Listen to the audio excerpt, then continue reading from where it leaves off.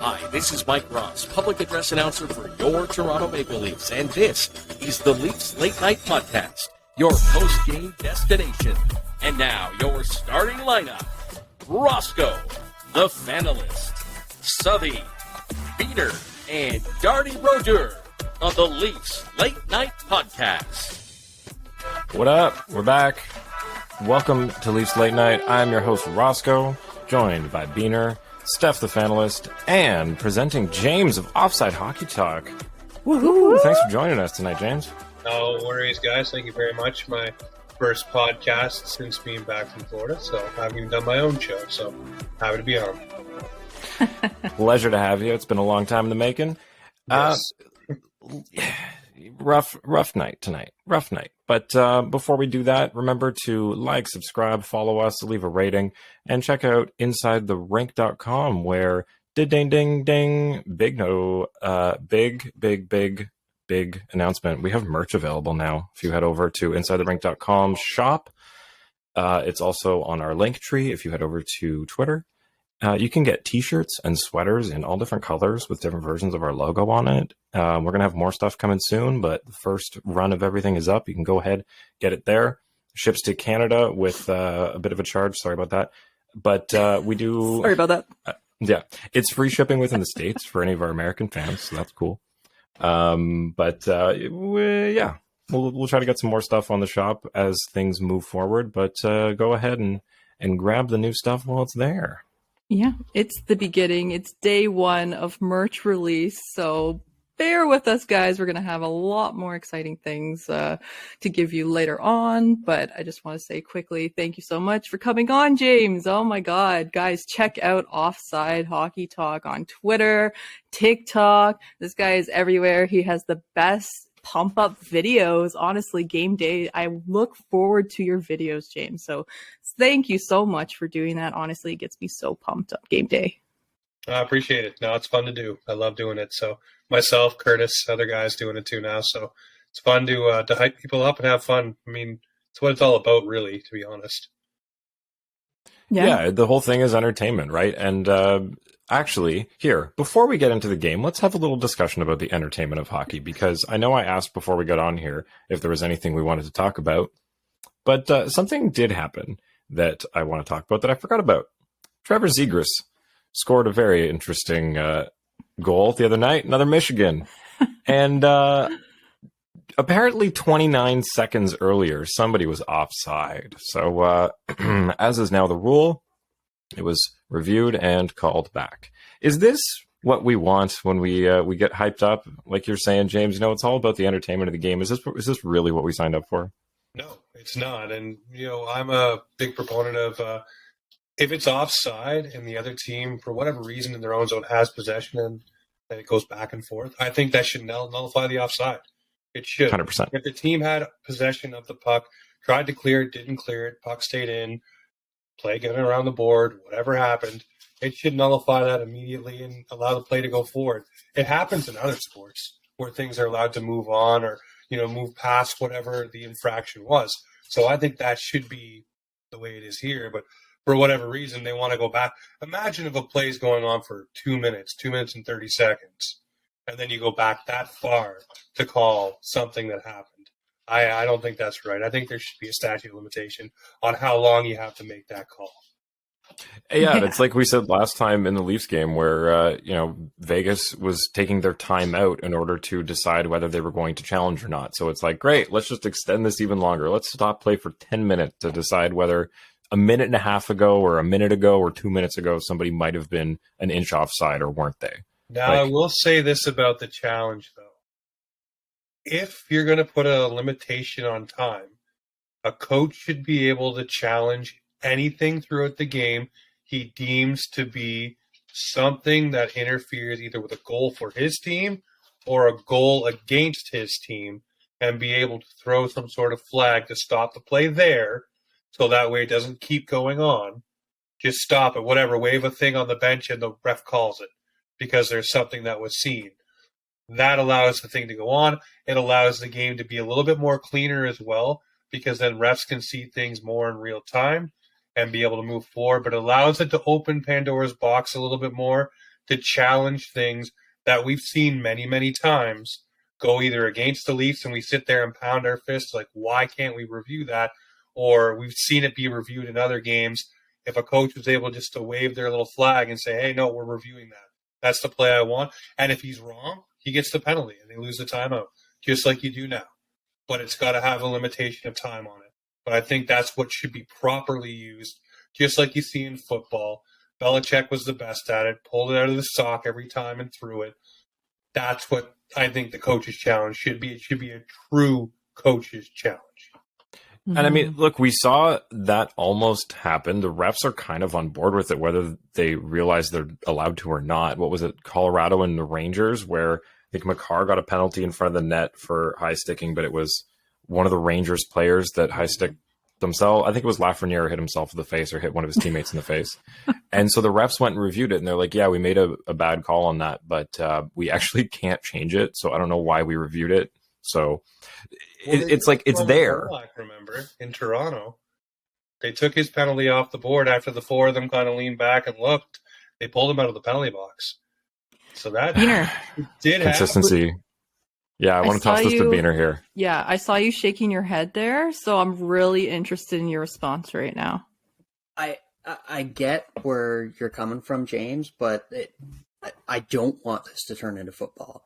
I like the fact that you can sit down and you can watch a full shift or a couple shifts without seeing people standing around doing nothing. Like the whole, don't get me wrong, I like football, not nearly as much as I like hockey, but the whole idea of slowing every single play down, because that's what it would turn into. And I know it wouldn't start that way. It wouldn't be intended to be that way, but there would be coaches out there that would do that. Every single whistle, they'd be reviewing something. And well, I think you would put a limitation on what you're allowed to do, maybe. Well, it's like it is now with the coach's challenge, where if you lose it, you lose it, right? So, some coaches wouldn't care. Like, you're going to have that crazy coach out there that wouldn't care. Like, I think the only reason why we haven't had a coach pull their goalie in 3-on-3 overtime is because then you lose the extra point, right? Like, if it's possible, yeah. Oh, it definitely is. You see it done over in Europe all the time. And the first time it happens over here, you're going to have someone screaming about why they didn't get that point because nobody knows that rule. I think that's such a gray area with regards to reviews, and I get it. You don't want anything major to happen to cause the outcome of a game or a playoff series or potentially a championship. Believe me, I love history. I know all about Kerry Fraser. I would love to have been able to bring reviews back way back then. Buffalo Sabres fans are screaming right now. Yeah. See, that one we could get into a big debate about because they actually changed that rule before the playoffs started, but nobody remembers that. They had the skate in the crease. Only you remember these things. Hey, I was 8 years old. Like, come on. His first tattoo. So I like where you're coming from for that, and I think your intentions are pure, but I don't think like it's such a slippery slope, especially when you have a slippery slope argument. Internet loves those. You have the questionable officiating that we have seen a lot lately with all these new refs coming into the league, right? No, definitely. I just look at it. There's so many different things, I think, over the years here for Leaf fans where we're like, if we were able to have that reviewed, it would reverse a little bit of fortune here or there. And many teams can say that. I get it. It's just, I look at it and say, if you're going to implement something, it should be not dipping your toe in the water. It should be the full bore thing. And a coach's challenge shouldn't be just, here's a set amount of plays that you're allowed to review, and that's it. I do think, though, that you should only be allowed X amount of games. So, I mean, remember when Mike Babcock first started using the coach's challenge, and he was on point and getting probably 2 or 3 a game to start out with, where he was getting them right, and he wasn't getting his, penalty taken away or whatever it was, and everybody's like, wow, this is amazing. I think you should have a limitation you can reach. Maybe if you get 3 right, that's it. No matter what, you can't review anything else. So be very careful. 2 right. I agree with you, Biehner, about slowing down the game. I don't want to do that, but I definitely would rather see a big play be able to be reviewed, opposed to it not be. Just, again, seeing so many times that Leaf fans have had the knife turned, and if you could just get one of those out and pull it back for a little bit, it would be nice. Yeah. But I get where you're coming from, too, about slowing down things. You want to be able to enjoy a game and enjoy the speed of it, too. Mm-hmm. Yeah, Because as much as we want the game to be called right, what started this whole discussion is that, yes, that play was offside and it was missed, but Zegras still scored a goal that is more entertaining than having it reviewed and called back. So the challenge, regardless of how we put it, that's a challengeable one, and that gets called back because the offside was missed. I think the point is that if we're going to start reviewing things for being offside, we got to shorten how long, like you said at the beginning, once it changes possession or, once it's been 10 seconds, like this is all nullified. But Biehner, go ahead. I definitely agree with the change of possession. That should be it right then and there. If you have, same as like if you're waiting on the delayed penalty, if you have clear control of the puck, then that should completely negate any chance that there would be for an offside to have that set play called against you. You look at why the rule was brought in. The rule was brought in because of Matt Duchene with that ridiculous, what was it, 12-foot offside? Oh my God. He had to look missed. behind him for where the puck was coming from. Yeah, like it was so bad. But and this is what I want to reference when I'm saying that it would get taken to the next extreme. It was brought in to prevent that from happening. And now we've had to install high-def cameras in the boards on the blue line to make sure that we know if it's offside or not, right? But because that's how it's going to escalate, because you get this industry where every point is so important that people are going to be... You're right. And you're going to have teams... Change the rule, right? Yeah, and you're going to have teams like the Leafs who, they don't care. They'll invest in 4, 5, 6 video coaches that all they do is watch that damn camera on the blue line to see, right? Like Camera finish every time. Breaking down the millisecond videos. And sometimes it's needed. It literally turns series in the playoffs, right? So, and we get so fucking frustrated. Oh my God. But hey, man, if you're speaking about entertainment, I get frustrated with the NHL, with, the all-star game, or like the skills where they only focus on entertainment. And I'm like, damn, show me some fucking skills, guys. Like, I don't want to see you pop out of a box as a magician on the ice. So when it comes to actual gameplay, you need to call that shit by the book and, don't let shit slide, because we're in it to win it. We need this team to go all of the way. There's no fucking around. And tonight there was some calls that were not called, like on Nylander behind the net from Letang just getting bashed. There was a call on Matthews missed. He was tripped at the blue line by Sidney Crosby, Justin Hall. So yeah, man. Tonight was frustrating, to say the least. But Tavares' hook was definitely a blatant hook, right? Well, after there's literally someone tripped behind him, but we got to call that. Oh, so frustrating. Yeah. It's almost like one of the ones where, you don't get a call in your favor. You bark at the refs, and the next thing you do, you're getting a penalty because you said something. Yeah, and then, or you're Gino Malkin, who goes to the box twice and then comes out and scores and chirps at the refs, hey, don't put me in the box again. I'm done with this. Yeah. Yeah, and you know what's not going the Leafs' way this year either is Michael Bunting getting a lot of penalties called for him. He's taken a lot of abuse, getting hauled down, taking a lot of cheap pops here and there too along the boards. You could see it. And he used to get those calls last year. He got them a lot. He was probably, I think he was at the end of the season, top 3 in drawn penalties in the league.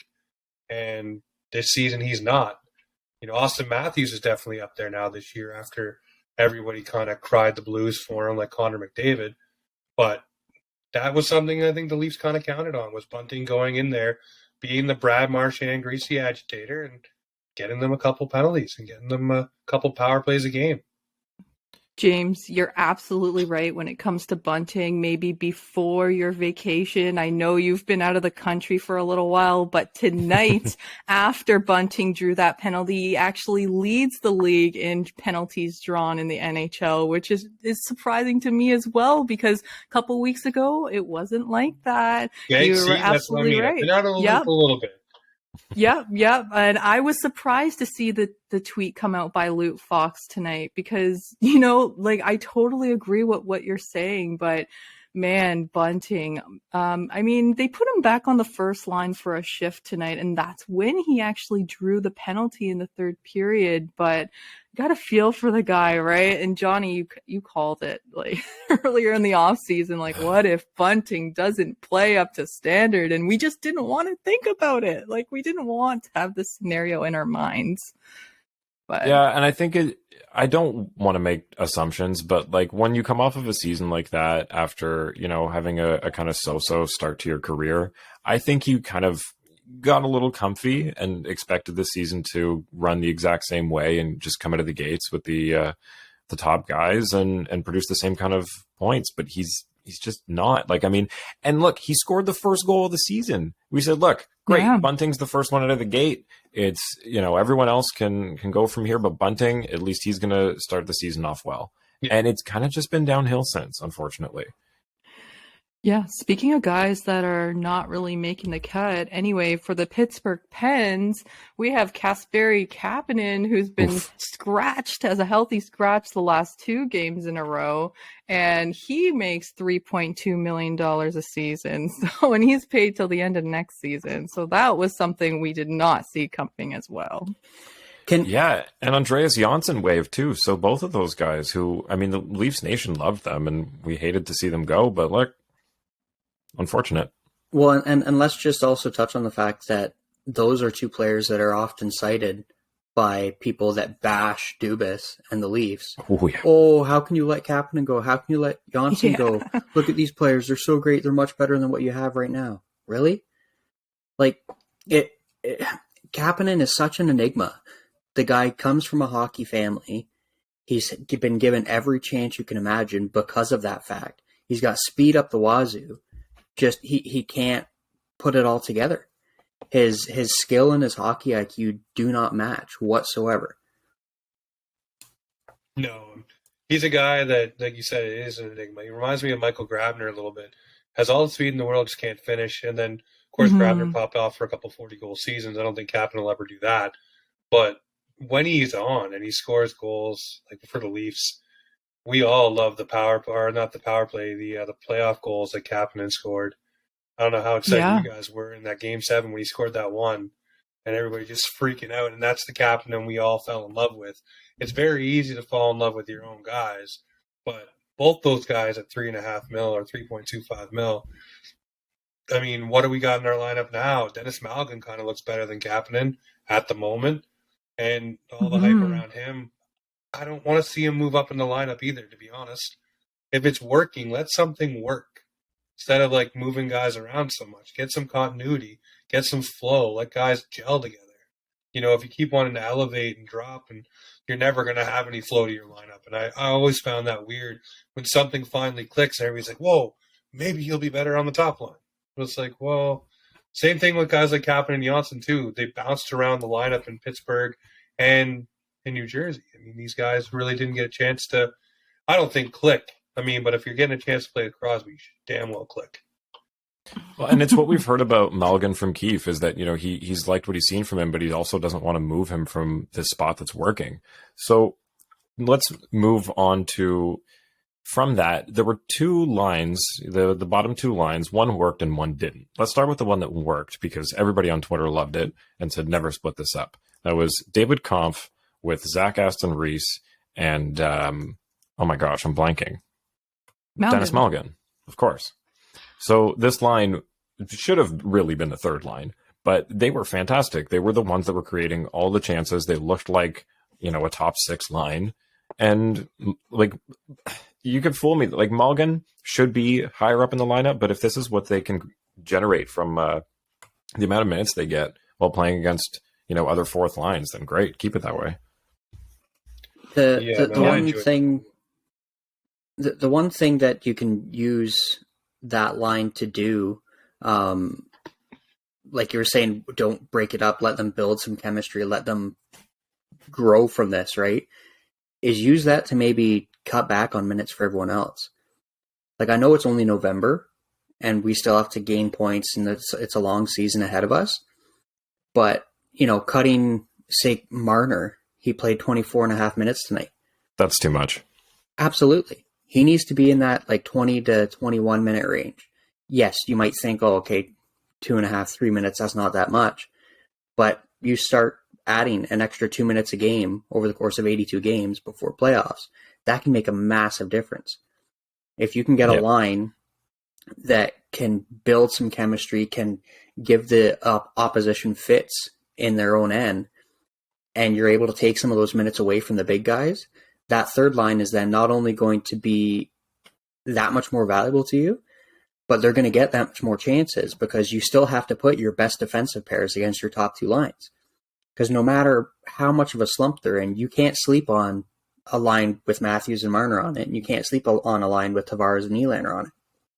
So, and that's what generated a chance for somebody like ex-Pittsburgh Penguin, Zach Aston Reese, to score, to open the scoring, which made everybody in Leafs Nation so happy because it seems that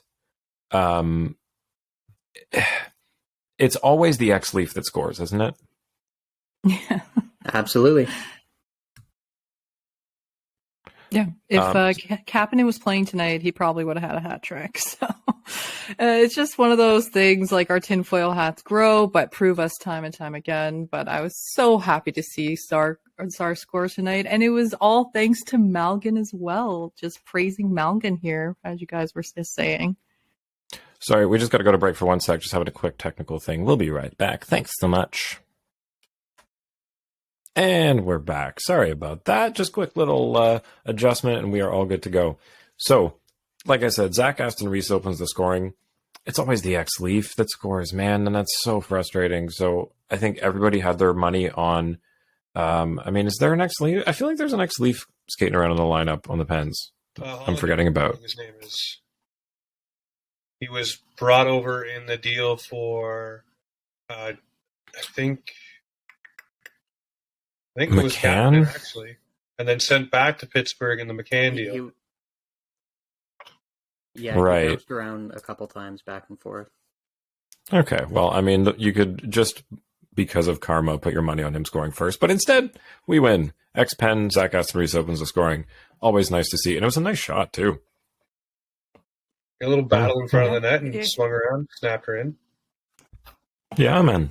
Yeah, speaking of this fourth line, they've been the best line for the Leafs in the past week or so.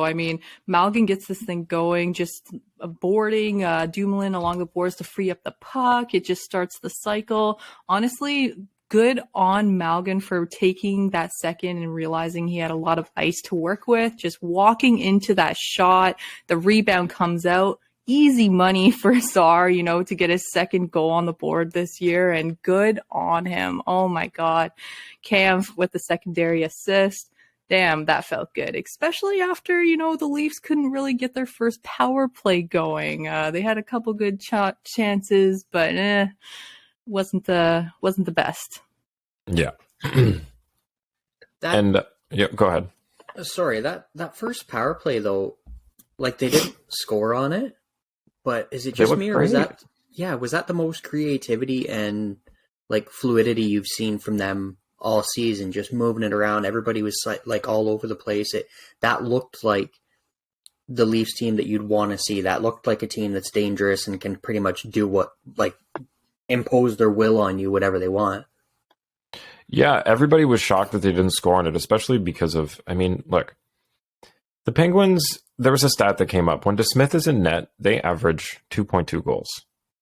They literally score half the goals than they normally do when he's in net. So, I know. So the fact that they scored 4 tonight is frustrating. But it looked like of all goalies that you're going to score against and all power plays that should score, come on, how did nothing go in here? I felt like the puck luck was definitely in Pittsburgh's favor tonight. The amount of things that hit the post or went across. Well, who was it? Willie that had that one that before he scored the power play goal, he had the shot that went across the goal line, hit the inside of the post and came out. Yes. Get out of here. That was so many of those. That was vintage Spezza.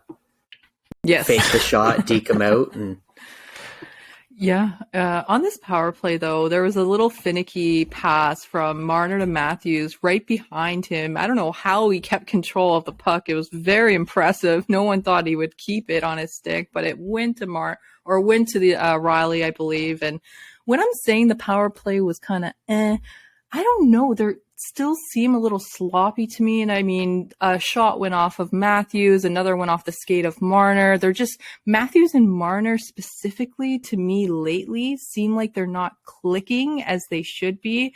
And Matthews in that high bumper position tonight completely threw me off. I mean, Ruda was all over him. He had no open ice whatsoever to make a chance. I thought they would try and rotate him off that slot and different power play opportunities, but they didn't.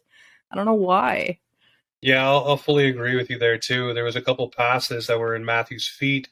It was like things weren't clicking towards the end of the game. Of course, we know Nylander scored on one, but it just didn't seem that one pass in particular, right into Matthews' feet on the power play, and he's instantly scored.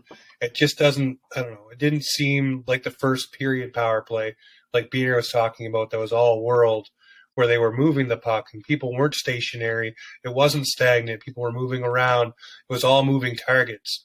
Something for me that I would like to see, and I know we probably won't because there's a lot of warts to his game right now, but I'd like to see Nick Robertson elevated to a number one on the power play unit, just because of his speed, his creativity. I think he could really put some shiftiness into the first unit and really make it work. I apologize, guys, if I'm a little off of the map. I'm still not 100%. No worries at all. I'm trying to gather my thoughts as I roll with it. But if you put him up there, you look at tonight, you talk about Dennis Malgin and how he's taking time here and there to make plays, and he's looking good. I'm looking at Nick Robertson, and I see the fact that he's so scared that he's going to be either out of the lineup or demoted, that he's flying at 1,000,000 miles an hour and trying to do everything at top flight speed, where if he took it down just a little bit, he would have the same kind of space, because he is great at creating space. We've seen it tonight, a couple of grade A chances that he created off the wall, and he looked good. So if he takes it down just a notch, I think he'll be there, but he's so scared of losing his spot. I think if you elevate him to power play number one and given him opportunity, maybe take off Tavares or whoever you want to take off that unit. I know we all love JT, but just give him an opportunity to roll through there with his speed and creativity. Imagine him and Mitch Marner just buzzing like two little bees, and then you got Matthews and Willie, or Matthews and JT and Riley, everybody, or just go 5 forwards. Go crazy kooky dukes and put Marner on the back there to play D.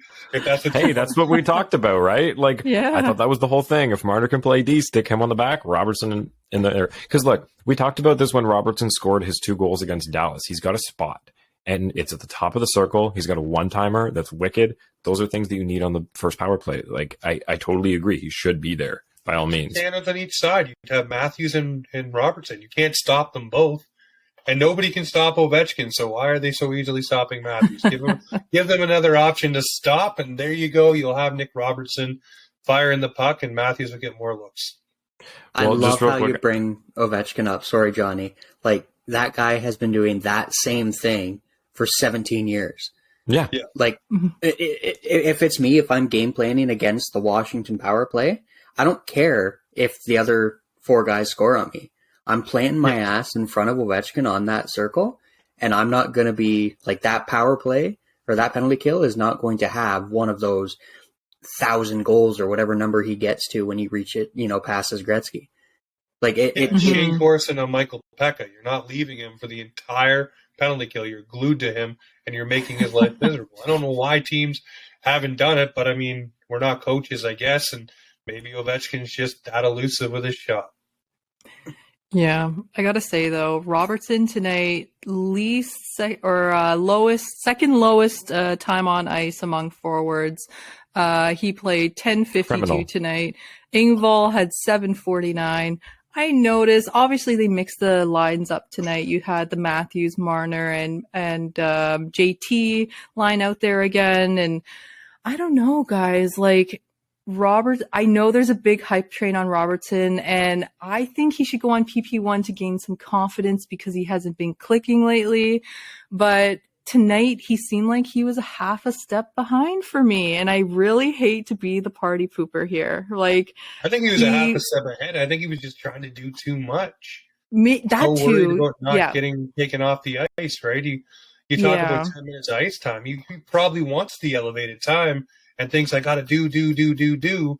When simplify your game a little bit. They did and I'll bring it back to that. This is my big example. When Dion Phaneuf was at his worst in Toronto, he was doing far too much and trying far too hard. And then when they finally brought his game back down and leveled him out, he became all right.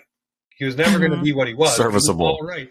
And he was able to be traded to the Sens without retention. So they were able to bring his game. I think Robertson just needs to simplify things.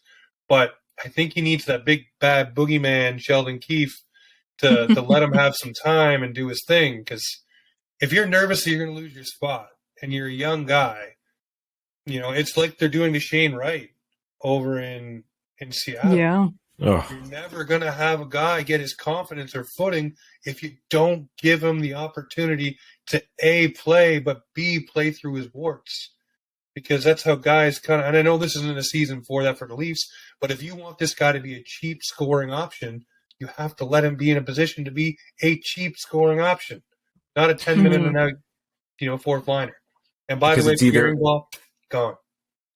It's either he's in a position to gain his confidence and be an effective scoring option, or he plays for the Marlies all season. There shouldn't be an in-between here where he gets 10 minutes a night, he sits on a third or fourth line for the whole season and wastes away. Like, that is going to be detrimental for both sides of this. It is. I 100% agree with you. Go tear it up in the AHL. Go gain your confidence back. Do a Cole Caulfield, come up towards the end of the season, rip the league apart. Maybe that's what he needs to do. But what they're doing right now with him, I don't know. I don't know how you get a young guy rolling if he's 10 minutes a night and every mistake he makes, it's, boom. And he's stapled to the bench or he's slapped down to the fourth line or he's taken off this or that. I know you got to do good with the bad, but at the same time, I think sometimes you have to learn from your mistakes. And that's what Marty St. Louis is pretty good with over in Montreal. Some of the young guys, when they make mistakes, he puts them back out there to learn and play through them. So the rest of this line was a little controversial as well. So this was Engvall, Järnkrok, and Robertson. Right? Am I wrong? Wasn't it? At one point. It was at one point. 1 point, yeah. That seems like it was Bunting. Right, it was Bunting line to start, and then when they put Bunting up, it was Robertson back there. Either way, Robertson or Bunting on that line makes absolutely no sense. They have not figured out who Calle Järnkrok is or what he's good at or what they're going to do with him. He's just kind of there. And I had high expectations for this guy. Not high, but I liked him. I think he had potential, but they have not figured out what the hell to do with him yet. And Pierre Engvall has just been asleep since the season started. I don't know, man. He had such a good end of the season. Yeah. He got paid. That's the problem. Biggest disappointment for me, honestly, and maybe I'll touch on this later on because there's a question about this, but one guy who also got elevated tonight, if we want to leave on a positive note here, David Kampf got some time on PP2, guys. This guy does not play on the power play, so tonight Keefe awarded him with some power play time. And yeah, it's surprising to see, right? But this fourth line / third line, whatever you want to call them, they're excelling so much that Keefe is left with these options like, damn, do I elevate Malgin? Do I put another guy on this opportunity? Like, what is going to make a spark for this team, especially when you're down? It just can't result in one of these being a leftover line, which is kind of what we saw tonight, where there were 3 lines and it was, here's the other 3 guys that are dressed. Like, I don't know. See, realistically, the most. Oh, go ahead, Biehner. Sorry. No, it's okay. Go ahead, James. I was going to say one of the best lines I've seen in the beginning of the season, and I don't know if they've gone back to it as much, but it was Järnkrok, Kampf, and Engvall at one point, and then Järnkrok, Kerfoot, and Kampf as well. That was another good one that seemed to have down low cycle pressure, were able to take top lines off their game. They were doing great things. It seems like whatever line David Kampf is on, whoever they glued beside him, it seems to be a line that goes to be a bunch of worker bees, which is what you want. But, I mean, at the same time, who do you have that's going to be, I guess, your de facto fourth or third line wherever Kampf is not playing? But if you want to get the best out of Yarncroke and maybe Kerfoot, I guess if you want to put it that way, maybe that's the way you do it and have that be your shutdown line, because that's something Sheldon Keefe has been wanting for a long time. He got it last year for spurts when it was Mikheyev, Kampf, and Engvall, when Engvall was doing really well. But Kampf has been probably the most unheralded signing in the Kyle Dubas' era because of what he's done. He's come in, he's been that bottom six guy that Keefe has wanted. He's defensively responsible. He takes big face-offs. He works his tail off, and he upped his kills every rate. penalty. So he does everything asked of him for a pretty low paycheck too. So maybe you need some more of that. I mean, there's a guy named Joey Anderson down in the minors who might come up and do some noise. I don't know. And again, we're talking about Robertson playing 10 minutes a night. I'm sure you can bring up some energy guy from down in the minors to put in there and put Mr. Nick Robertson back to where he needs to be, probably on a first line in the AHL. Let him rip it up, get the confidence back, get the wheels going, and then bring him back later. But, like, if you guys had to guess, what line 5-on-5 had the most ice time tonight together? What forward line? The conf line, probably. I'm going to say JT Nylander and whoever was with them. Robertson, yeah. So even though it seems like he's not, like, and I love Robertson, I want him to get a chance, but he's getting low minutes, but I think they're fairly decent minutes right now because he's not being stuck with Engvall and Yarncroke. Like he's being out there the majority of his time with players of his caliber, of his ilk, that, you know, he should be able to get something going. No, fair enough. In the second period, tonight, he did have a few grade A chances. There was two in specific where he stripped the puck off a guy, walked off the wall, and had a clear open lane to the net, took the shot. It just obviously didn't go in. But, I mean, those are things you want to see off a young guy, where a lot of the knock on him right now is he's being run off the puck, or he's been, you know, run into the boards, and he's not taking the physical abuse like he was when he first jumped in the lineup. But, again, we'll see what happens, I guess, tomorrow. I guess it just came out that Matt Murray is not starting tomorrow for the Maple Leafs, and Keefe will not name a starter either. So, Petro season, Petrozelli, baby. Oh, here he is, newly promoted to VP of Hockey Operations of Leafs Late Night. Did it, Darty Broder. I wish I had like some play money to just kind of throw around and be like, yeah, I like got that. Give you that little shout out because in case anyone missed the news, Martin Brodeur was promoted to VP of Hockey Operations, in charge of development and scouting and goalie development and I don't know, something else. All sounds great. Recruiting, yeah, everything you'd want Marty Brodeur in charge of. So congrats, Darty, on your promotion. And you know, it's great that they would do, you know, they'd hire a guy from the storied St. Louis Blues organization, you know, longtime veteran of that organization, great goaltender, retired there, and, you know, got, 8 shutouts, I think. Something crazy like that. I don't know. And they got like 3 or 4. And delayed Jordan Binnington starting his career by another season. Yeah. He's trying to do us all a favor, you know. He knew about the bottle throwing. He saw that in his high school days, so he's like, you know, he might carry that over. So, Darty, thanks for joining us. Do you want to touch on? Did you catch the game visually? I didn't catch the game visually. I was listening to Joe Bone and Jim Ralph, and honestly, in some ways, I feel like I'd rather do that. I know, especially if it's going to be a stinker like this. And because those two guys are legendary. I'm sure Biehner, he's the kind of guy who probably has like an old, like, you know, TV with a VHS player right beside his, like, you know, brand new 60-inch TV. And he's got like, you know, like an old radio playing in the side. He's got all the different formats. So on on TV, he's probably got like, Matt Sundin reruns on VHS, and then on the plasma, he's probably got the game playing, and then on the radio, he's listening to Joe Bone and Jim Ralph. Right? I can just tell. Bean seems like that kind of guy. As much as I love Bowen, because you're never going to beat that, and I will be the first one, trying to start that petition to get him back on TV. Ever since Pierre Maguire has been taken off, and then they added people like Ray Ferraro, and then now Mike Johnson, like some of these broadcasts on TSN are actually a treat in game. The panel stuff still sucks, but like, I don't think people give enough credit to people like Johnny or like Ray Ferraro that they're incredible at what they do. And it's not easy to do that job. Everybody saying, oh yeah, I can stand in between the benches, shoot the breeze with the players and make a couple comments and it's all good. Well, no, because Maguire sucked at it. Like there's been many people that have been there who have been horrible at it. And Maguire, who looks those like Dr. Robot. Those two guys, and not the Jim Carrey version either.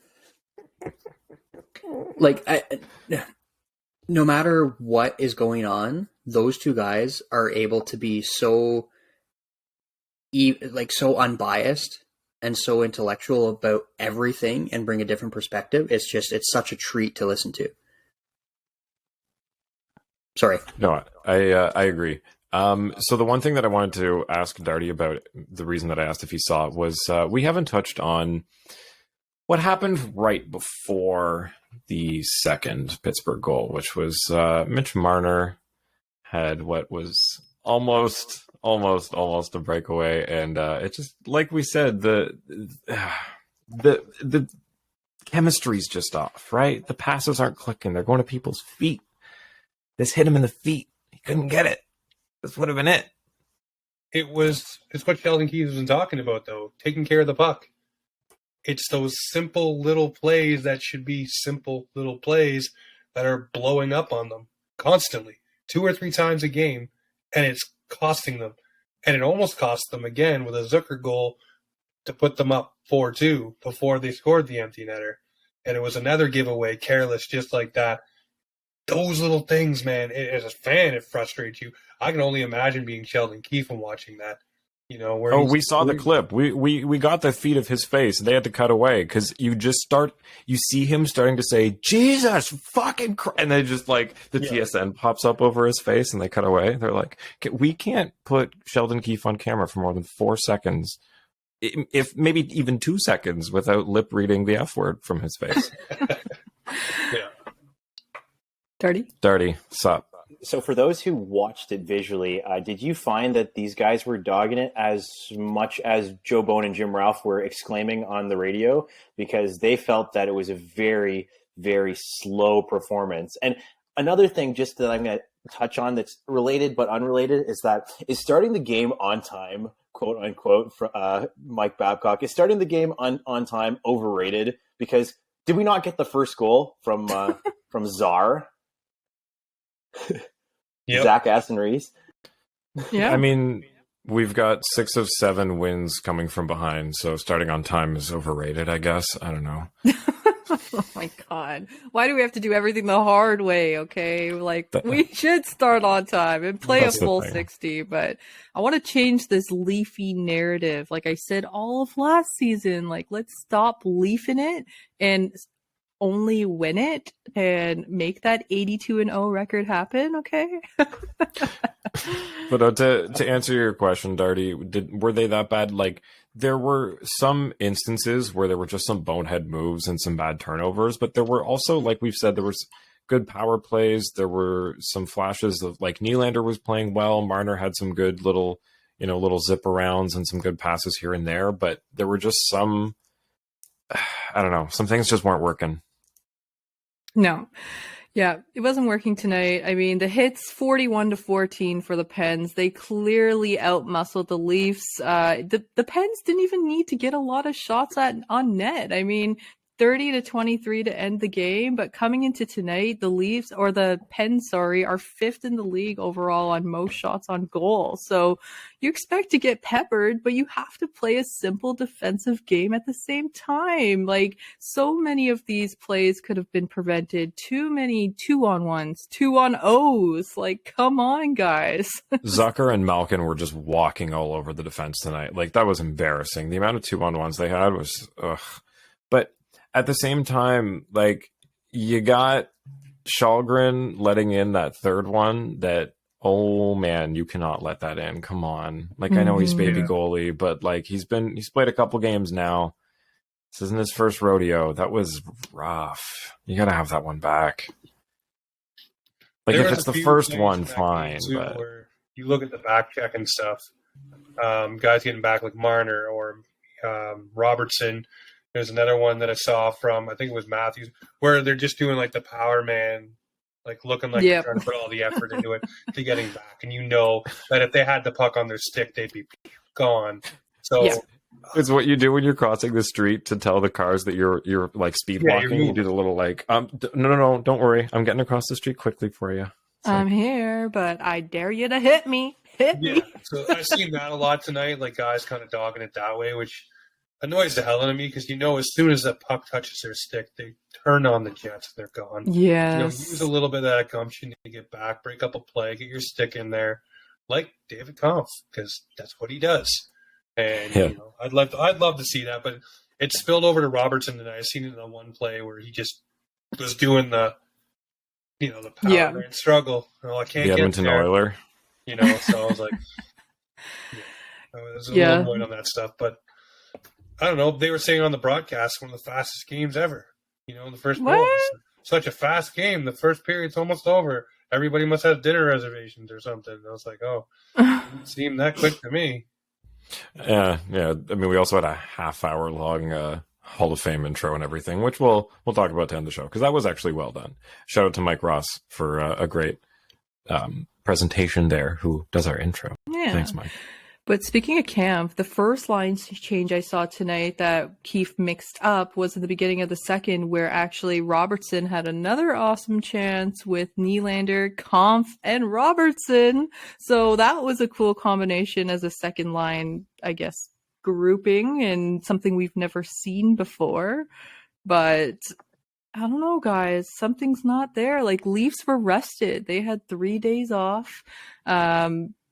Back to back, of course, but I don't know. Tonight, it just, you know, it seemed like they were competing, but like I said before, half a step behind everything and sloppy plays. Willie was still on, though, and when they got that power play, I tweeted right before the commercial break. I said, big William Nylander power play coming up. Let's go. Power play goal from Willie. And he fucking scored it. So that was I was so mad because that was the power play where he hit the post on the inside. I was like, oh my God, I was this close to calling who scored it. Yeah. And then he scored it anyway on the one-timer. I was like, yes. Oh, yeah. He wanted that one bad. Oh, yeah.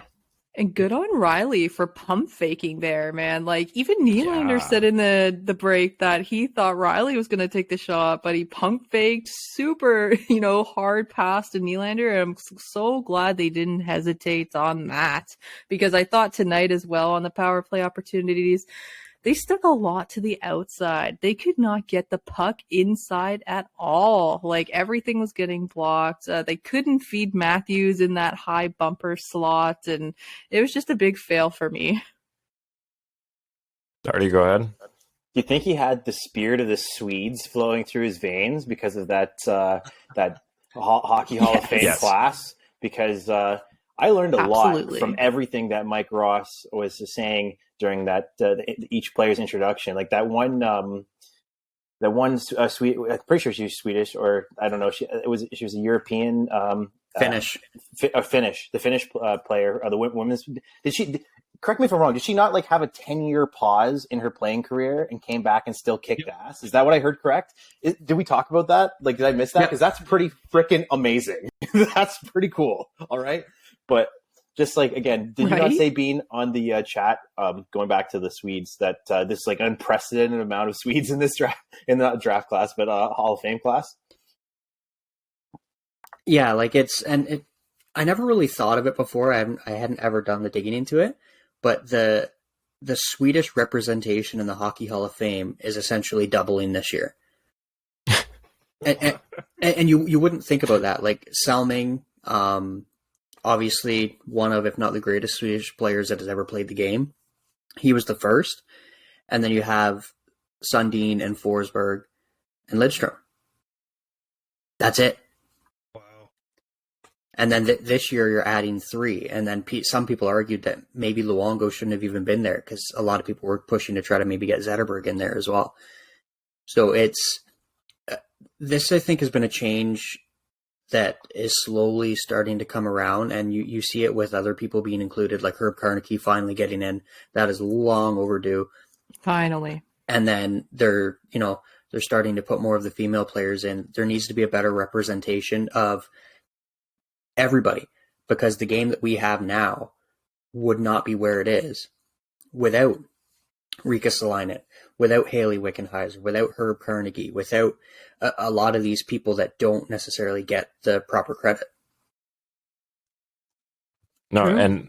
and honestly, like with all of that going on, like there might as well have just been a giant Swedish flag in the stadium. So yes, like Nylander had it flowing through his veins tonight, and that's why when everyone looked asleep, he was the one that was on, man. I mean, not only him, but like there's a lot of Swedish players on the Leafs right now. Am 7. I wrong?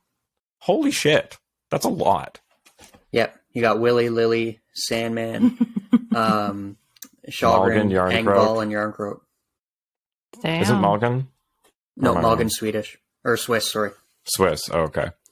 That's crazy. Sandman had a rough game. Sorry, Biehner. Yeah. I don't know what's going on there. Do you want to try to defend him or answer for that? Unfortunately, there's not really much to defend right now. I don't know if it was maybe the missed training camp, as silly as that sounds, but we saw it with Willie too when he held out right when he came back that year. It wasn't really the same for the longest time. But and his dad had shared a picture. I guess they were able to share lunch with Bori yesterday, so that was pretty cool. And nice. Like anybody that knows a little bit of the history, he's such a important figure to that country. Like he is like the Gretzky of Sweden, right? Like he is ridiculously important to that country when it comes to hockey. So I don't know if maybe this is having a little bit of effect on Sandin or the training camp, but he, not before Justin Hall, but I think he might need to sit a game or two. Like we need to get Justin Phaneuf or Dion Hall to the press box for a couple games. Like, yeah, I mean, look, last season they put him in the press box for a couple, and he came back and had some of his best games I've seen him play in his career. So sometimes he just needs a wake up call. If that's the kind of player he is, fine. We've got enough defensemen that he can sit for a couple, and it's not going to hurt us. We're going a bit long here. We should go to questions because this one kind of pertains to what we're talking about. That's from Cali Cartel on Discord. Do we ever win the Hall of Fame game? Biehner, do you have any record of that? I mean, we know that they must have an 05 because O-Dog had the MVP trophy from it. I mean, assuming they won, he wasn't just the MVP of the losing team. I really wanted them to win, just, for Salming. And like tonight really sent me when Sittler and Sundin helped him raise his hand to wave at the crowd. It like literally, I watched that video over and over and I'm just crying. So the Leafs let me down in that regard. But yeah, Biehner, what do you have for that? I don't really have any set stats on it. I know we have won a couple of them. I seem to recall doing okay against the Rangers in a couple of these games. Going back to like the first couple years of the Matthews era, if I'm just remembering correctly off the top of my head. I think part of it is the spectacle of everything, right? Because the Hall of Fame being in Toronto, whether or not there's a Maple Leaf aspect to the class that's going in, it's a Maple Leaf event. So these Hall of Famers are coming in, they're meeting players, and it's It's a distraction in a city that doesn't need any more distractions. Fair. Fair. Like, I don't think it shouldn't be used as an excuse. There should be no excuse for it, but I think it's just one of them weird things, right? Yeah. Yep. Next question was from Sarwa. Do we have to do this? I mean, that's a loaded question. Yeah. I don't even know where to start. How much time do you have, Sarah? I don't even know. I'm trying to pull something out of that to talk about, but it's pretty broad. Do we have to do this? Do we have to Yes, we do. lose? Always here. How about this? Do we always have to fight back from behind to win games? Because that seems to be like what we're always doing. Do we have to do that? Can we we don't have a starting goalie in a game and start with the lead and finish with the lead? Like, is that so much to ask? Why is that so hard? It's not so hard to ask, I guess. I mean, the Leafs did score the first goal tonight. It just, again, it goes back to what we talked about not even 10 minutes ago about puck management and, play management and all that stuff. Those little things add to big things, which cause you problems, which put you behind. So, I don't know. I think Biehner said it. What was it? We won 7 games playing from behind or something like that. 6 of 7. 6 of 7. So, I mean, maybe they like it. I don't know. Maybe it's something that gets them going in the morning. Kind of like a fight. Maybe. You get punched in the face to feel like you're in a fight. Maybe you need to go down a goal to feel like you're in a hockey game. I don't know. But, I mean, at that same respect, I didn't get to say this yet, but I'm still beating the drum very hard that I hope they break up Austin Matthews and Mitch Marner and put JT and Marner back together. I want to see it. I think that you'll see some inspired hockey from those guys because they'll, A, want to play together again, but B, they also gel well with the other guys they get to play with. So maybe that'll inspire them to keep a lead. You know what? Let's go ultimate chaos. Let's put JT and Matthews together and throw Marner and Nylander. Like, if you're for some reason, whatever it is, I don't know if Mitch's Halloween costume was better than Austin's this year, or if they hosted the party in the summer at the wrong cottage. Like, something happened, and for some reason or another, they're not clicking right now. So I do agree. Yes, let's break it up because it's early in the season, and even though everybody says regular season doesn't matter, so maybe that's why they're not starting on time, or maybe that's why they're always playing from behind, because these games don't matter, right? Everyone's been telling them that all summer. Like, just find a way to win and move on to the next one. Yeah, try to get more out of all your players. Like, throw it all around, because you're never going to know what you have. You're never going to know what you're going to be capable of until you've tried a little bit of everything.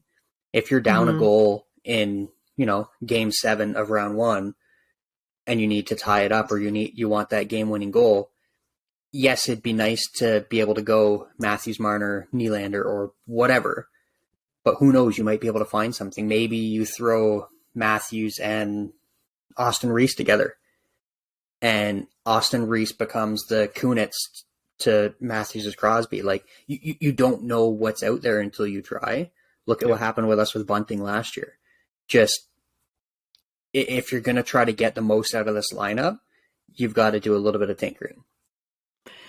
Yeah, I'm really surprised Keefe hasn't reunited Matthews, Nylander, and Marner and JT again, especially after he did that change in the Carolina. We won 3-1 after being down so much on the shot board, and like, he made that change in the second period, and the game just reversed in the Leafs' favor. And in the Vegas game, being toe to toe throughout the game, except in OT, you drop it. But he didn't make that change. He went with the top 3 guys, JT, Matthews, Nylander, and I was like, really?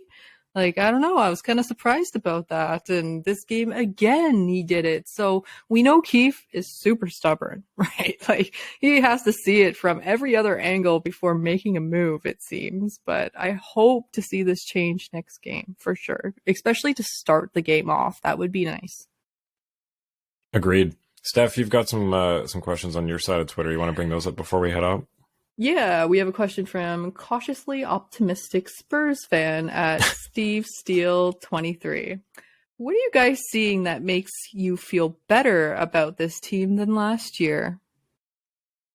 Good question. Well, start it off with you, James. I'm really interested to hear your response, just because I listen to these guys all the time. So let's hear a new take. Let me rip one Love off you guys. for this prediction season here. I'm fired up because these guys are actually going to bat for one another this year, a lot more than last year. You had Mark Giordano spear a guy the other night. You watch Bunting going after guys. Yarncroke's in there. Zach Aston Reese is in there. These guys are actually taking after one another and looking after one another more than they did last year. Now, is it every single time? No. Would I like to see more of it? Yes. But is it actually happening this year? Are these guys actually taking runs at other guys and doing things? Yes. Look at Timothy Liljegren tonight. He threw a hit on a guy who threw a hit on one of his guys.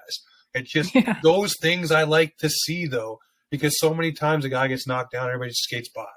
Or, there's something going on with your star player and the refs will get to it or whatever. But this year it seems like there's more chirpiness. There's more stick swinging. There's more, I don't know, what do you want to call it? There's this thing that I was going to say, but I won't. It just seems to be like the guys are actually into it for one another. And I like that. And one thing that I listened to Sheldon Keefe say, too, about these guys is he wants them to keep their smile. As corny as that sounds, it means he wants them to have fun. When is Mitch Marner at his best? It's when they're having fun.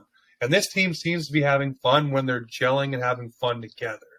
So how do you come together? You stick up for one another and do things as a team. And the other night when they're playing, I think it was the Flyers, and Giordano did the big spear thing, and Bunting was going after Konecny as well. Yeah. That galvanized them. They were all together in that one. Everybody was barking, everybody was getting into it. That is something there that I see different from last year. That's ratcheted up a little bit. And I think they will find ways to add different elements to this roster throughout the season, whether it's from the Marlies or from another team, where they add some more of that bite to this lineup. But I think that's one thing that I'm noticing right now. That is different. And that's something the Leafs need, especially Austin Matthews and guys like Mitch Marner, just to kind of stand up and puff your chest a little bit. And you don't have to fight, but you got to show that you're not going to take any crap. And then you got to have guys that will have your back, that'll do the extra dirty stuff, which is the fights or, dragging a guy down to the ice and stuff like that, so you don't get hurt in the melee. But those are things that I'm seeing this year that is different than last year, but it needs to be consistent. So hopefully they figure that bit out. And maybe if they change the lines, like you said, like they did in Carolina, maybe that starts to be the thing that happens. Get some flojo going. Yeah. Do you guys have any points to add to that? That was you're reading my mind, James. Covered a lot. I think the thing that I'm most excited for this year over last year is just that the team on paper has more skill and more knowns than unknowns. I know there's a lot of gambles that Dubas took, especially in net. But I think as far as like the beginning of last year, we didn't know who Bunting was going to be. We had Nick Ritchie in the lineup. We didn't know what we were going to get out of Engvall and Mikheyev, and there were still a lot of question mark guys. I think this year, though we've still been juggling the bottom six around, I think there's a lot more pieces that I feel confident about, and it's just about finding how they fit together. Then last year was like, I don't know what we've got. Let's just cycle through guys until we find out who actually can play hockey. Staple Nick Ritchie to the first line until it works. Exactly, right? So that's the thing that I'm more excited for this year, is just that it's a better looking team. You're not putting so much pressure on a 40-year-old Jason Spezza to carry the entire bottom six. Like, it's just, things seem like there's a bit more of a plan. Anybody else want to stab this before we go? Darty's been patiently waiting. Go for it. Which is unusual. But first, I just want to say welcome, James, because this is the Split Marner and Matthews Fan Club HQ, all right? I've been saying this for over a month now, so you've come to the right place for that conclusion. I had a point to bring up because it usually is thrust upon me. It's not usually myself that comes up with this point. But Bean, I've been paying attention to this fabulous website called Money Puck and this wonderful creation called the Deserve to Win-O-Meter. Okay, the Leafs have lost 2 games now that they've apparently deserved to win. and they win the Carolina game they won. They did not deserve to win that game. So can anybody explain to me what the fuck is going on with that math there? Like what is so bad about the Leafs apparently trying a little bit harder? Like, I feel like when you're reading these stats, at least on whatever this deserve to win-o-meter thing is on Money Puck, if the Leafs can push just enough to 60%, they're more likely to win the game. But if they're only pushing just up to 50%, 55, they're probably going to stink it up and lose. Like, isn't that like this mind-boggling math? All right. I don't want to completely throw this all on Shalgren, but if you look at some of the other stats, like his goals saved above expected tonight was minus 1.25. Like if you go deep, like down the rabbit hole into the stats, a lot of the times we haven't been getting a lot of the saves. Like key save. You don't have to be Vasilevsky. You don't have to be Dominik Hasek. You just got to be Grant Fuhr. Like Grant Fuhr was one of the considered one of the most money goalies in the world, like to ever play the game. But he routinely let 2 or 3 in a game. You just got to stop one more than the other guy. Exactly. You have to stop them at the right time. And Shalgren's done great for what's been thrust upon him. That's like, it's such a good thing that, Dubas didn't take a gamble on, I can't even remember, what was that goalie's name that everybody was saying that we should sign for this year, who's got a .873 save percentage right now through 10 games? Jack, Superman, Jack is elite, Jack Campbell is elite, I think is what Steph used to call him. Like bottom of the ocean, Jack. I'll come right out and say I loved Jack.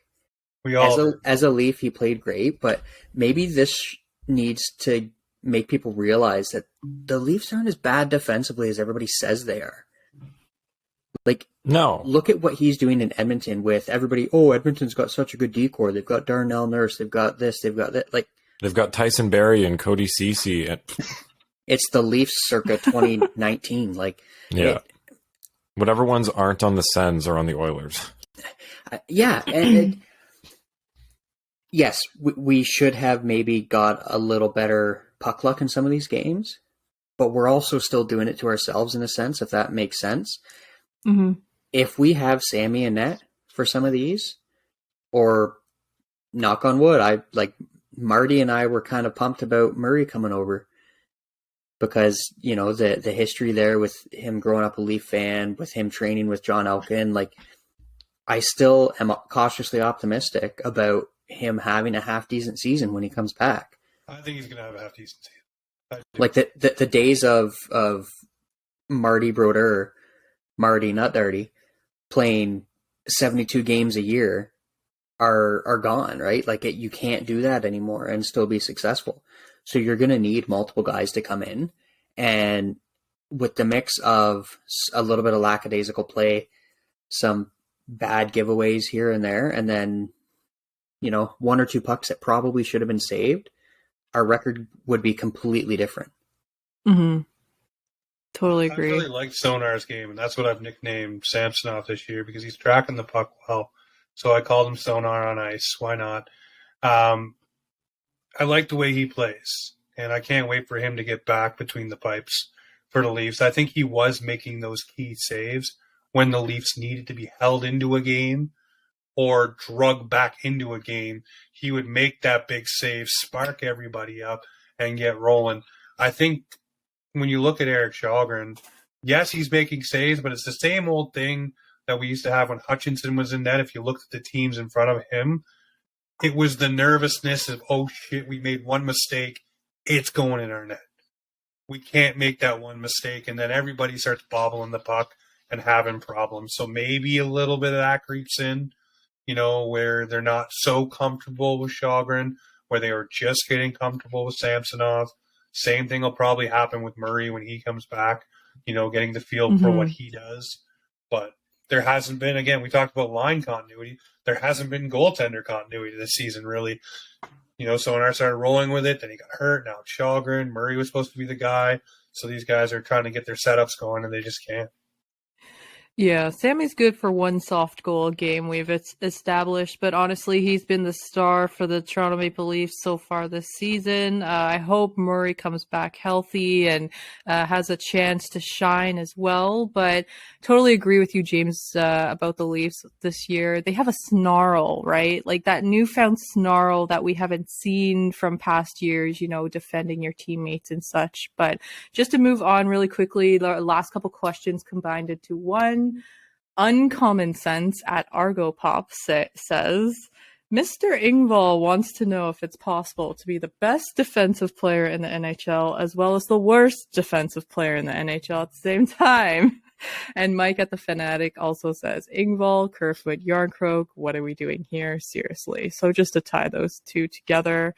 And we've already spoken about it a little bit, but man, I mean, this is the biggest disappointment for me this year so far is Mr. Engvall, who once had a snarl and a beast from within from his game at the second half of last year. I mean, this guy has snarl. I was making giraffe noises all last season for this guy. Right? I haven't done that once this year.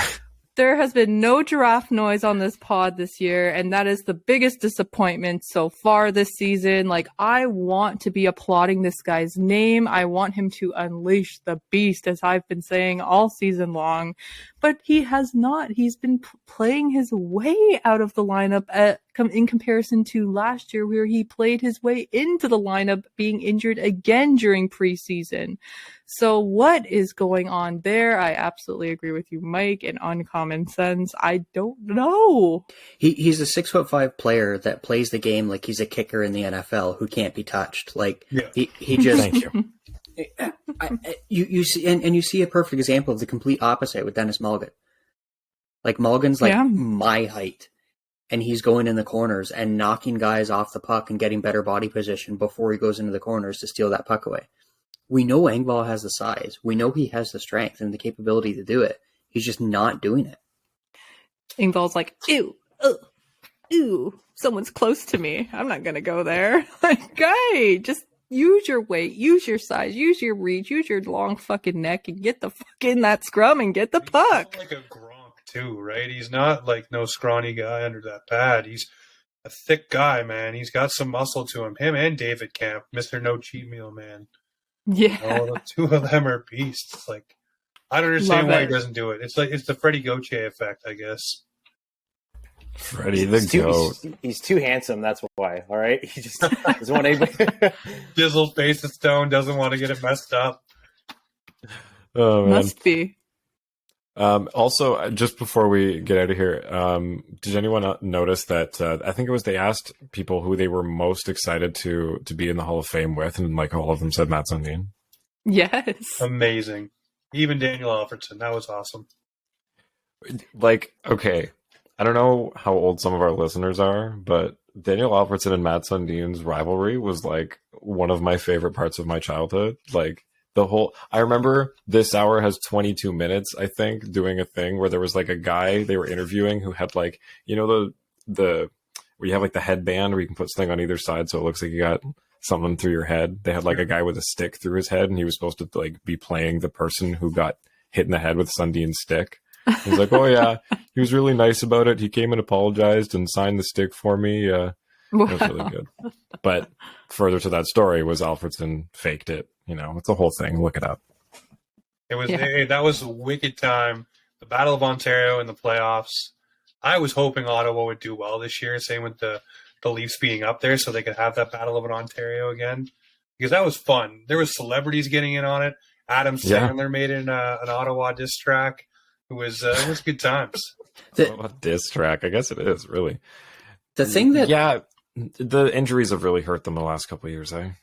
Yeah, the thing a lot of people don't realize about the Battle of Ontario back then too, sorry, just wanted to touch on that a little bit, is like, it wasn't like these were two teams that were middle of the pack and, slugging it out. Like, Ottawa was a President's Trophy team.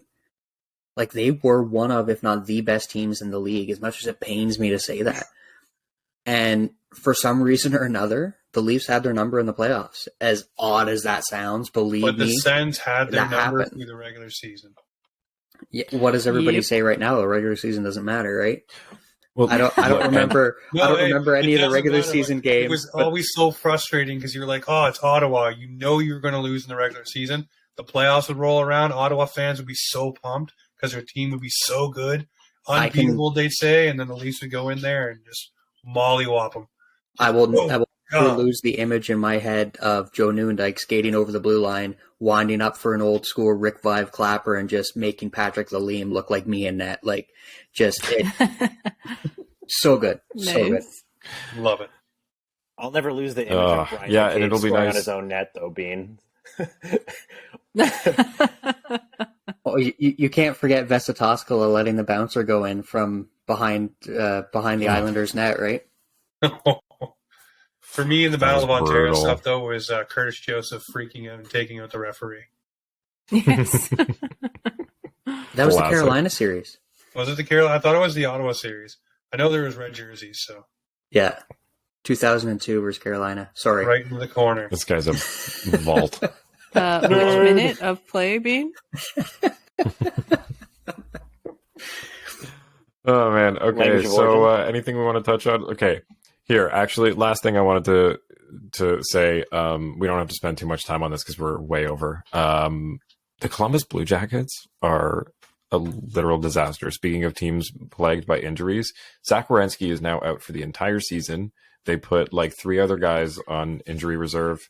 And I just want to give a congratulations to Johnny Gaudreau for picking the absolute worst team he could have signed with in the offseason. You know get a why yay for that? why this is happening though? Why? Because in his last 5 games for the Regina Pats in the WHL, Connor Bedard has 17 points. What the fuck? Yep. I'm sorry. How many of those are goals? 6. Okay. Who's scoring them? So he has 18 points, 18 games played, 16 goals, and 23 assists for 39 points in 18 games. Unhuman. It is. They're video God. game numbers. Now, I'm not saying that's why all these players are getting hurt. I was just kind of trying to be funny there. But That's not why the guys are getting hurt, but it's why the Columbus Blue Jackets are sending their prospects back down to the AHL instead of keeping them with the team because they're like, all right, pack it in. This season's Sorry, done. guys, go home. We'll see you next 13 year. games into the season, they're packing it in and going for Bedard. And this team is one to watch for the tank because they weren't supposed to go for it, but they have not only their first round pick, but they have Chicago's first round pick too. So Chicago's also bad. You could see the Columbus Blue Jackets picking twice in the top 10. Imagine Ouch. if they get 1 and 2. With Patrick Laine and Johnny Gaudreau, like this team, and like they could go overnight from broken and hopeless to the most stacked team in the league Yeah, they started off with no defensemen. Well, they started off the season with no goalies, right? They had no Elvis. They had no Korpisalo. They were using Tarasov for a little while, and then their goalies became healthy, and now we have Jacob Voracek, Corrali, Danforth, Blakenberg. You have Boquist on long-term injury reserve. Then there's another guy that I've never heard of, actually, Lunto. But the big thing here too is Textier. He's out for substance abuse and behavior health program. So there's a lot of things going on in this team. Like, I don't know. Line was right. The culture in Columbus is great. They have lots of fun. Oh I feel god, bad party for at the Bedard. hospital over there. Like now he knows like where he's going basically, and it's almost like getting drafted by like the Second Life or something. Like knowing you're going to be playing hockey online. Honestly, now. if I'm him, I go to. It's like the Columbus Blue Jackets. You saying they're like the University of Phoenix of the NHL? Yeah. But honestly, if you're going to get drafted to like Chicago or Arizona or some bottom feeder team, I'd rather go to Columbus, I guess. But Biehner, go ahead. I've got a couple this day in Leafs histories, not necessarily just for today, Okay. but for this week, I wanted to touch on the one after the Vegas Golden Knights game, but alas, I passed out. So that one is a very important one for the Leafs. So on November 8th, of 1924. Can you guys guess what happened? For the Leafs. This is just Leafs, not NHL. 1924? Yes. Bauer enlists... No. I'm thinking about something else. Johnny Bauer is born. Whoa. Yes, Johnny Bauer. I was thinking about... You know what? I was thinking about him lying about his age and enlisting in the army, but I'm like, no, that's way too soon. Way too soon. The 20s? No, that was in the 40s. So, wow.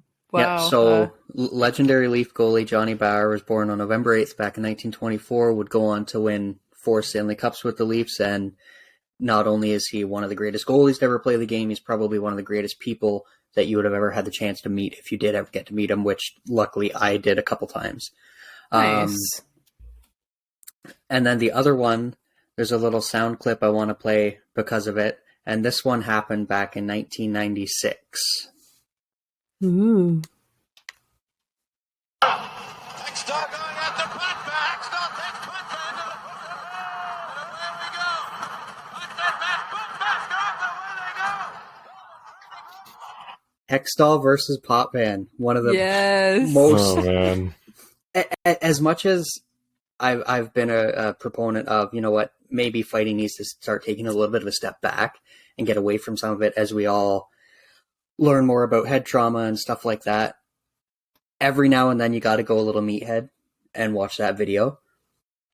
Like, Ron Hextall was one of the most feared goalies in the NHL. He would fight anybody. There's videos out there of him chasing Chris Chelios down the rink with his stick, ready to kill the guy. And Felix Potvin was this quiet little goaltender from Quebec who nobody assumed would have any chance whatsoever. Hextall flies down the rink, and then Potvin not only held his own, he fed it to him. Yep. Won that fight. Martin Biron even jokes that Hextall would say that after that moment he became allergic to cats. Like, I like that. That was just a silly little. It didn't really have like any major outcomes. We didn't win the cup or anything because of it, but it is definitely something in Maple Leafs lore that is something to remember. I hope that we will, even if fighting isn't a thing anymore in the future, I love a good goalie fight. So if you want to let any players on the team fight, let the two goalies go at it just for shits and giggles, since, the NHL focuses on entertainment so much. Man, that's your entertainment right there. I like that idea. Mm-hmm. Darty, you want to go ahead, and then we got to call it a night here. We're almost at an hour and a half. No worries. I just wanted to bring up because I really appreciate anytime anybody talks about Johnny Bauer, and it's cool that Biehner brought up something that I didn't know about, like that off the top of my head. Like, again, sometimes you miss these things, but the one thing that I do know about Johnny Bauer is that that's not even his real name, and he's got like a pretty cool past, pretty cool story, and he's also Ukrainian as well. I don't know if is he the best Ukrainian Canadian player for the Leafs? Probably. I can't name another one, so probably. Just like very, you wouldn't expect it, 'cause, you just think, oh, Johnny Bauer just sounds like a, classic good old Canadian, white boy. But he's also, timely in the sense, we're big news out of Ukraine recently, right? Like Russia's moving out in some places, and they're doing some sort of winning. So, as I said, I always want to shout out some Ukrainian heritage here.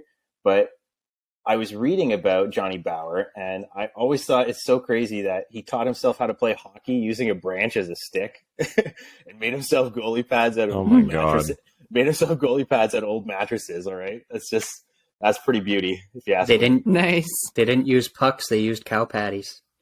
Oh Yes. my God. They needed a puck. They followed a cow or a horse around until it let one go, right? Oh my Lord. Okay. That's a good place to call it a night. James, tell the people where they can find you. Do the plug thing.